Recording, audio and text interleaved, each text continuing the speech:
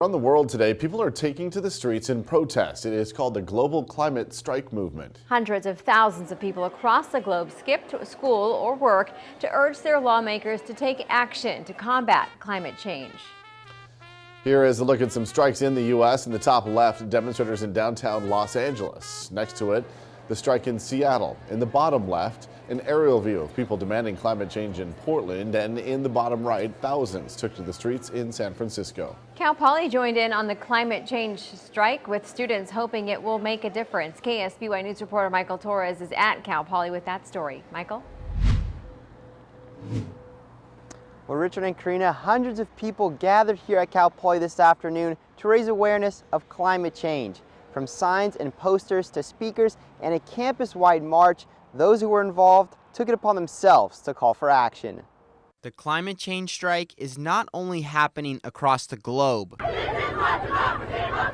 It's taking place right in our backyards. Which side are you on now? Which side are you on? Cal Poly hosted a climate march as they joined in on the movement aimed at solving the climate change crisis. The time is now, the time is yesterday. The time is 4 years ago, the time is 10 years ago, but it needs to finally be now. Something needs to happen, something needs to give. Show solidarity with our leaders who are planning the way of the future and really remind them that they need to solve this crisis and that we need to work as a group to solve this crisis. Hundreds of people from all generations showed their support.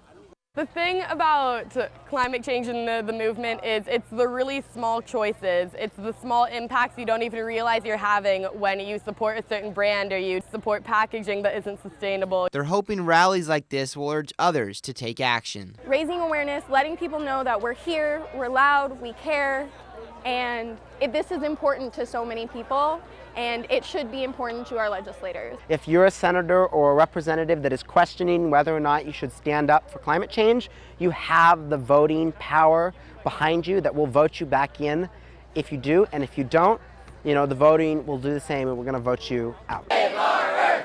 Save our Earth! Save our Earth! Save our Earth! Hoping government leaders and the world hear their chants before it's too late. While the marches have wrapped up at Cal Poly, the city of San Luis Obispo will continue to battle against climate change as they work to be carbon neutral by 2035. Live in San Luis Obispo, Michael Torres, KSBY News. Michael, thank you. And the Global Climate Strike Movement will include more than 150 countries and will continue until next Friday.